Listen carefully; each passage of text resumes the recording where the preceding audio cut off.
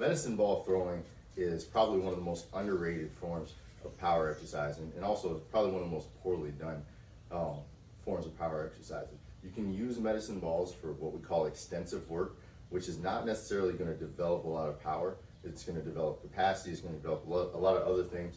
But what I like to use medicine balls for is to develop maximal power. Medicine ball throwing is great because there's much less of a deceleration phase. So if you think about a squat, in order for you to come to the top of a squat and come to a stop, unless, you know,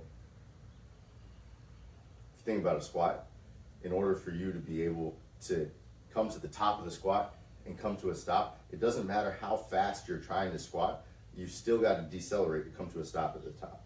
So with a medicine ball, it's great because we're going to be releasing the implement, so there is no deceleration. We can accelerate all the way through the finish of the throw, and it's another way versus just jumping. And I love jumping, and we do a lot of plyometrics, but with jumping, it's just your body weight. And yeah, you can load it, but now the problem is when you load it, if I jump with a whole bunch of weight, I've also got to land with that weight. So medicine balls are a great way to go in between, where we can get a load on our jump, but still not a load on our landing.